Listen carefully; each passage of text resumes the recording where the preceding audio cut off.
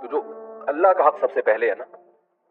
ہمارے ماں باپ ہم سے کیا مطالبہ کرتے ہیں؟ بھائی بڑھاپے میں ہمارا سہارا بنو، ہمیں نظر انداز نہ کرو، اپنے وقتوں میں سے کچھ وقت ہمارے لیے نکالا کرو. یہی ہے نا ان کا مطالبہ. تو اللہ کے بھی کچھ مطالبے ہیں. آپ کہہ سکتے ہو جی میں اللہ کو مانتا ہوں، میں اللہ کا شکر گزار بنتا ہوں. اللہ کہتا ہے کہ زبانی دعووں کو میں قبول نہیں کرتا جب تک اس کے ساتھ عمل بولو. تو عمل میں سب سے پہلے نماز ہے. دیکھو اللہ میاں نے کوئی آرڈر ایسا دیا ہے کہ جب بھی وہ حکم ہماری طرف متوجہ ہو تو اللہ کی طرف سے یاد دہانی کا انتظام ہو؟ کوئی ایسا آرڈر ہے؟ ہم پہ زکوٰۃ اللہ نے فرض کی، یاد دہانی کا کوئی انتظام کیا اللہ کی طرف سے؟ علماء تو بتا رہے ہوتے ہیں، لیکن کوئی اسپیسیفک کوئی اعلان ہے، اناؤنسمنٹ ہے اللہ کی طرف سے کہ لوگوں زکوٰۃ دینے کا ٹائم آ گیا ہے؟ کوئی اناؤنسمنٹ ہے؟ اللہ میاں نے رمضان کے روزے فرض کیے اور کہا جو روزے نہیں رکھتا وہ میرا شکر گزار نہیں ہے، لیکن کوئی اناؤنسمنٹ ہے اللہ کی طرف سے؟ ہلال کمیٹی کی طرف سے تو اناؤنسمنٹ ہوتی ہے، لیکن اللہ اس کا ذمہ دار نہیں ہے. کوئی آرڈر ایسا نہیں ہے اسلام کا کہ جس میں اللہ کی طرف سے اناؤنسمنٹ ہوتی ہے. یاد دہانی علماء کی طرف سے ہوتی ہے، وہ بھی اللہ کے حکم پہ کر رہے ہوتے ہیں، لیکن وہ اناؤنسمنٹ کے متعین الفاظ، سلیکٹڈ الفاظ، مخصوص وقت، وہ کسی عبادت میں نہیں ہے. تو اللہ کو اپنے بندوں سے نماز ایسی مطلوب ہے، ایسی مطلوب ہے. پیدا ہوا تو کان میں اذان، حی علی الصلاۃ، اور جہاں بلوغت کی دہلیز کے قریب پہنچتا ہے چاروں طرف نماز کے وقت مسجد میں حی علی الصلاۃ کی صدائیں گونجنا شروع ہو جاتی. کیسی عجیب عبادت ہے بھائی. اللہ میاں یہ بھی تو کہہ سکتے تھے کہ اے نبی آپ ان لوگوں کو بتا دیں کہ تم پر 5 وقت کی نمازیں فرض ہیں اور یہ ٹائم ہے. جب آپ دنیا سے جائیں گے تو ان کو پتا ہوگا، پھر آگے علماء بتا دیں گے. یہ بھی تو ہو سکتا تھا نا. فجر کی اذان میں حی علی الصلاۃ، حی علی الصلاۃ، اور کیسے الفاظ ہیں. 1400 سال گزر گئے، کسی مفتی نے فتویٰ دیا کہ اب چونکہ ہم سب عادی ہو گئے، ہمیں پتہ چل گیا ہے کہ اللہ کے کیا چاہ رہے ہیں، اب اذان بند کر دو. کوئی یہ فتویٰ دے سکتا ہے؟ یا کوئی اٹھ کے کہے کہ مؤذن سے جا کے گلا پکڑ لے، ابے تو نے کل بھی بولا تھا حی علی الصلاۃ، پرسوں بھی بولا تھا حی علی الصلاۃ، بس سمجھ میں آ گیا ہمارے، اب ہم الارم لگا کے سو جائیں گے، جس نے آنا ہوگا آ جائے گا، نہیں آنا ہوگا نہیں آئے گا. مؤذن مان لے گا آپ کی بات؟ اس کو نکال دو گے دوسرا آ جائے گا، اس کو نکال دو گے تیسرا آ جائے گا. آپ عصر کے ٹائم پہ بولو گے بھائی ہمیں پتہ چل گیا حی علی الصلاۃ حی علی الفلاح، بس ٹھیک ہے نا، ہم باپ دادا سے سنتے آ رہے ہیں، ہمارے ابا بھی سنتے آ رہے ہیں، ہمیں پتہ چل گیا کہ 5 بجے عصر کا ٹائم ہے، بس ختم، ٹھیک ہے ہم آ جائیں گے، اب تو گھڑیاں ہیں ویسے بھی. کوئی مفتی اس کو جائز کہے گا؟ پوری دنیا میں کسی بھی مسلک کا ہو، بولیں گے بھائی یہ تو اللہ نے مؤذن کے ذمے لگا دیا ہے، یہ تو لگا دیا ہے. اس سے جماعت کی اہمیت بھی پتہ چلتی ہے. آج یا تو نماز پڑھتے نہیں ہیں، پڑھتے ہیں تو ہر آدمی اخبل طریقے سے پڑھ رہے ہیں، گھروں میں پڑھ رہے ہیں. جی فجر میں تو اللہ نے الگ سے لفظ پڑھا دیا الصلاۃ خیر من النوم، نماز نیند سے بہتر. صدیوں سے یہ، اور اتنا سا جملہ کہلوانے کے لیے بھی تمہید کتنی لمبی ہے. بھائی اگر نماز ہی کی طرف بلانا تھا تو آپ کیا کہتے؟ مؤذن کو اللہ حکم دے دیتا بھائی چڑھ جائے مینار کے اوپر، زور سے بولے لوگوں نماز کی طرف آ جاؤ. اللہ نے کہا نا نا نا نا نا، اتنا کافی نہیں ہے، کیونکہ ان کو دکان میں پیسہ نظر آ رہا ہے، دکان پہنچے گئی ہے، وہاں کوئی اناؤنسمنٹ کی ضرورت نہیں. دفتر پہنچ جائے گا، پتہ ہے نہیں پہنچا تو باس نکال دے گا.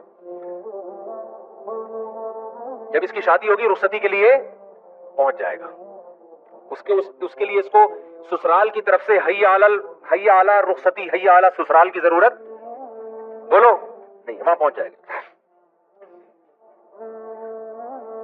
ان چیزوں کے لیے موٹیویشن کی ضرورت نہیں ہے. اللہ کو پتا ہے کہ اس کے دماغ میں شیطان نے یہ بات ڈال دی ہے کہ یہ نیند قربان کر کے آئے گا تو نیند بھی قربان ہوگی اور پیسے بھی نہیں ملیں گے. مسجد میں جاؤں گا، ہو سکتا ہے کوئی ٹوٹی پھوٹی سی گاؤں کے دیہات کی مسجد ہو اور ٹوٹے پھوٹے سے امام صاحب ہو.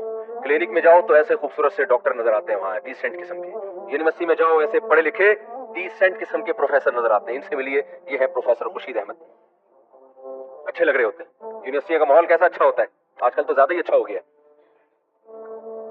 ایئرپورٹ پہ جاؤ یہ آفیسر صاحب ہیں، یہ فلانے. اسٹیشن پہ نہیں جاؤ، مشورہ دے رہا تھا لیکن فی الحال وہاں نہیں جاؤ. جب حالات صحیح ہو جائیں گے پھر مثال دوں گا، اسٹیشن پہ جاؤ.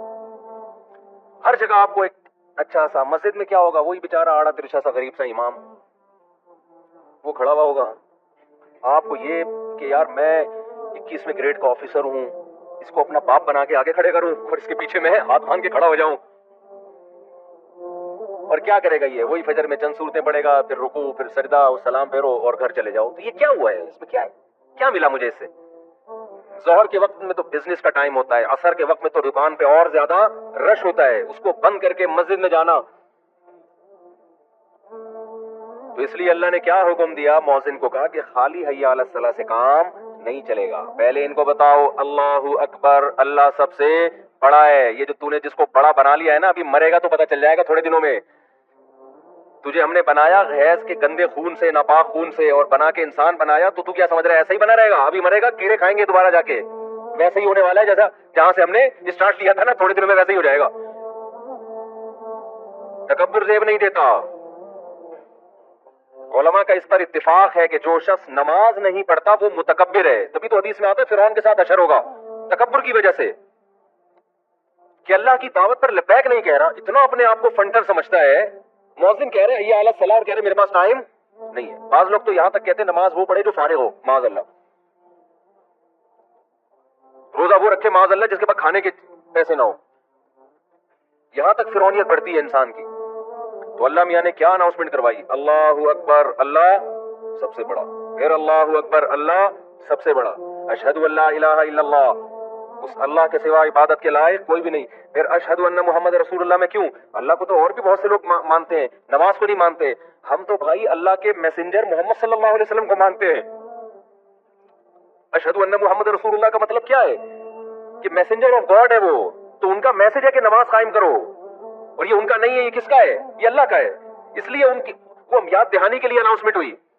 اتنی لمبی تمہید کے بعد یہ نعرہ لگایا جاتا ہے حی علی الصلاۃ، حی علی الصلاۃ.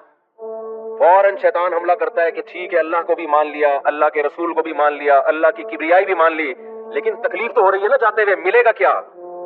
انسان کو جب تک اس کا کوئی مفاد نہ ہو نا، اس کو موٹیویشن نہیں ملتی.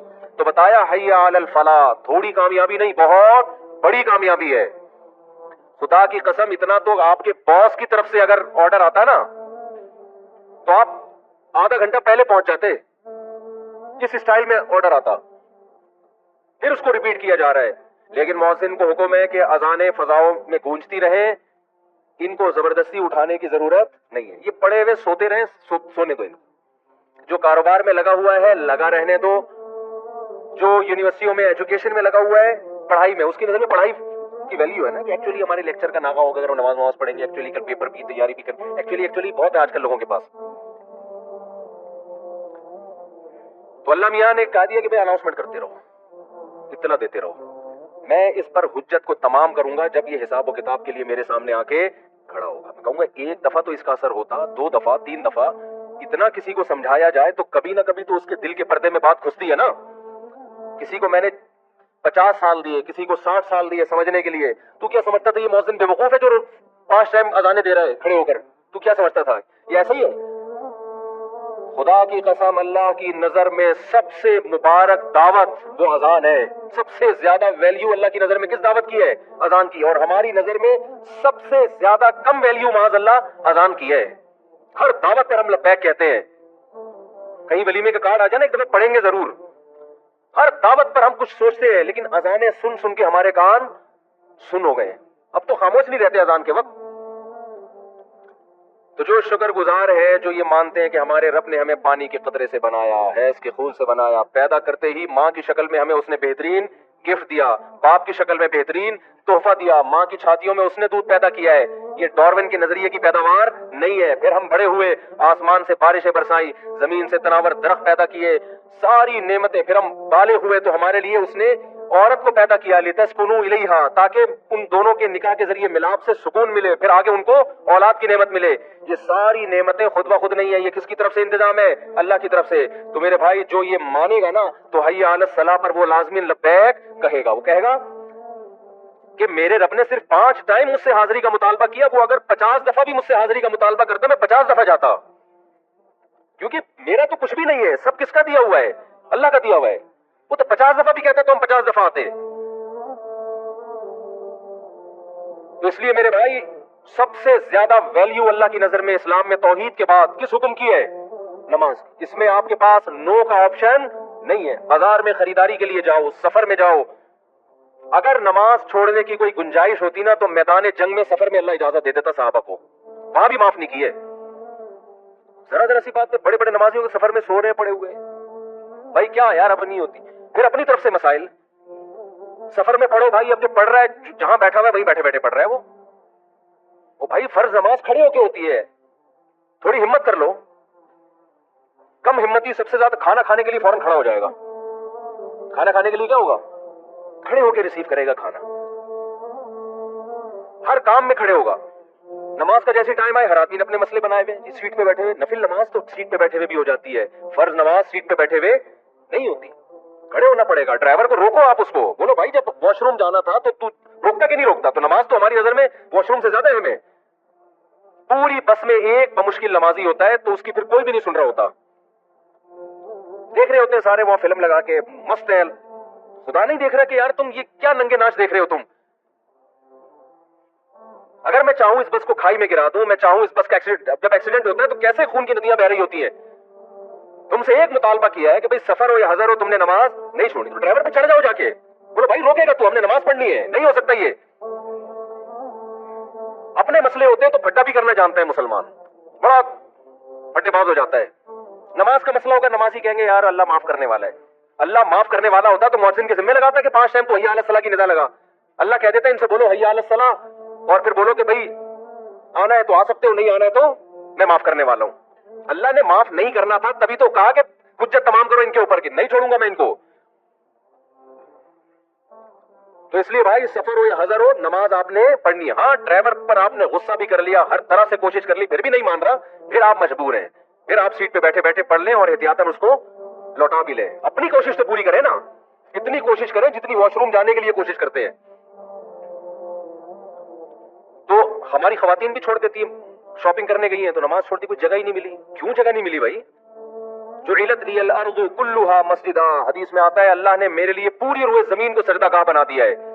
پوری روئے زمین, کہیں موقع ملے, ہم نے تو اللہ کا شکر ہے سڑک پہ کھڑے ہو کے نماز پڑھی ہے.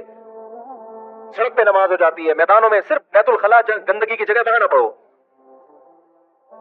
پاک ہونا چاہیے بس جگہ کا. اور جگہ کے پاک ہونے کے لیے یہ ضروری نہیں ہے کہ صرف سے 6 دفعہ اس کو دھویا ہو آپ. سڑک بھی پاک ہے, مٹی بھی پاک ہے. جب تک ناپاک ہونے کی دلیل نہ ہو شرعاً اس کو پاک سمجھا جائے گا. جتنی بھی جگہ ہے نا یہ سب پاک ہی سمجھی جاتی ہیں. جب تک آپ نے خود سے وہاں کوئی گندگی نہ دیکھ لی اپنی آنکھوں سے. لوگ وہمی بن رہے ہوتے ہیں کہ پاک نہیں ہے, تو بھائی پاک ہے سب جگہ, مسجد سے باہر نکلو سب پورا سب کچھ پاک ہے, جب تک کوئی آپ کو واضح طور پر گندگی نظر نہ آ جائے. صحابہ کرام تھوڑی دریا بچھا کے نمازیں پڑھا کرتے تھے پہلے, وہ تو جہاں جگہ ملتی تھی وہ تو جوتوں سمیت نماز پڑھا کرتے تھے. تو نہ اللہ نے نماز معاف کی ہے مرد پہ اور نہ عورت پہ. نہ شاپنگ کے دوران جب میدان جنگ میں نہیں کی ہے تو پھر باقی کس میں کر دی ہوگی. تو اس لیے بھائی اللہ کو اپنی ڈکشنری سے مت نکالو. اللہ کو یاد رکھنا ہے تو اس کی سب سے پہلی علامت ہے کہ یہ شخص نماز پڑھتا ہے یا نہیں پڑھتا. اور آخری حدیث بیان کر کے اپنی بات کو ختم کرتا ہوں. رسول اللہ صلی اللہ علیہ وسلم نے فرمایا کہ جو لوگ صف اول میں نماز پڑھتے ہیں, جب اللہ کا دربار لگتا ہے نا نماز مسجد میں, تو کچھ ایسے ہوں گے جو بالکل اینڈ میں آخری رکعت میں سلام کرنے کے لیے آئے ہوئے ہوتے ہیں. وہ بھی غنیمت ہے, نہ آنے سے تو بہتر ہے. ہر چیز میں آگے آگے ہوتے ہیں. جب شادیوں کا کھانا کھلتا ہے تو سب سے پہلے یہ حملہ آور ہوتا ہے. شادیوں کا کھانا مسلمان پاکستانی قوم ہر چیز میں ہمیں میجورٹی سست نظر آتی ہے سوائے چند لوگوں کے. ہماری میجورٹی ہر چیز میں کیا ہے؟ سست. ہر کام لیٹ. کسی کو کوئی ٹائم دے دو اتنے بجے تو مجھے پتا ہے کہ 1.5 گھنٹے بعد ہی آئے گا. لیکن جب شادیوں میں کھانا کھلتا ہے نا, پھر آپ اسپیڈ دیکھو قوم کی. یوٹیوب پہ ویڈیوز پڑی ہوئی ہم نے تو اپنی آنکھوں سے بھی دیکھی ہیں. شادیوں میں شادی ہو تو ہم جاتے نہیں ولیموں میں, تو جیسے ہی کھلتا ہے نا کھانا, او ہو, اور کس طرح اپنی پلیٹوں میں بھر رہے ہوتے ہیں یار, جیسے ندیدوں کو اس کے بعد کبھی بھی زندگی میں نہیں ملے گا. پتا ہے میں اتنا نہیں کھا سکتا. ابے تو جتنا کھا سکتا ہے اتنا نکال یار. سارے لیگ پیس تو لے جائے گا تو باقی کہاں جائیں گے؟ تجھے چیسٹ پسند ہے تو تیرے علاوہ کیا دنیا میں کسی اور کو پسند نہیں ہے؟ کوئی چیسٹ لپکا ہے, کوئی سارے لیگ نا کہ کوئی وسیع نہ کھا لے, ستار نہ کھا لے. جتنا کھانا ہے تھوڑا سا نکالو. جس خدا نے تمہیں یہاں تک رزق دے دیا ہے, ایک لیگ پیس اگر تمہیں پسند ہے وہ مل گیا تو اگلا بھی انشاءاللہ اللہ نے چاہا تو تمہیں مل جائے گا. جتنا کھا سکتے ہو اتنا کھاؤ, اٹھ کے جاؤ, کچھ نظر آ جائے تو کھا لو, نہیں آئے تو صبر شکر کر کے واپس آ جاؤ, اگلی دعوت میں پھوڑ دینا جا کے. کتنی بدتمیزی والا معاملہ ہوتا ہے یار, اتنی شرم آ رہی ہوتی ہے. یہ ڈر لگ رہا ہوتا ہے ختم نہ ہو جائے. دیکھو عزت کے دھونے والے اس ذلت کے پلیٹوں سے. اچھا جیسے ہی کیمرہ آئے گا نا ایک دم تمیز سے, یوٹیوب پہ بڑی پڑی ہوئی اس طرح کی ویڈیو بھی, ایک دم جیسے کیمرہ آئے گا ایسے ہو جائیں گے جیسے پتہ ہی نہیں کھانا وانا کیا ہوتا, جیسے کچھ ہے کھانے کی کوئی ویلیو ان کی نظر میں. تو میرے بھائی جو اسپیڈ یہاں دکھاتے ہیں نا وہی اسپیڈ کہاں ہونی چاہیے, نماز بھی ہونی چاہیے. تو نبی صلی اللہ علیہ وسلم نے فرمایا جو صف اول میں نماز پڑھنے والے لوگ ہیں, آپ نے فرمایا قیامت کے دن اللہ کے دربار میں بھی سب سے آگے ہوں گے, ان مقرب فرشتوں کے ساتھ ہوں گے جن کو اللہ کا خاص قرب ملا ہے. وہاں بھی اللہ کہے گا کہ تم نماز میں پیچھے آیا کرتے تھے تو اب بھی تم کہاں بیٹھو گے, وہیں جا کے چپلوں میں ہی جا کے بیٹھو تم, کیونکہ یہ تو آپ کے اختیار میں ہے نا, وہاں آپ کا اختیار نہیں ہوگا. نبی صلی اللہ علیہ وسلم نے فرمایا بہترین صف مردوں کی صف اول ہے اور بدترین صف آخری صف ہے. یہ مطلب نہیں ہے کہ جو آخری میں نہیں آ سکتا تو آنا ہی چھوڑ دے کہ بدترین صف ہے, وہ اس سے بہرحال بہتر ہے جماعت کی نماز چھوڑنے سے. تو اللہ تعالی ہم سب کو نماز کی پابندی کی توفیق عطا فرمائے, اور اپنے اوپر جرمانہ رکھ لو, جس دن جماعت کی نماز چھوڑے سزا دو اپنے آپ کو, ورنہ یہ جماعت کی نماز کی عادت نہیں پڑتی.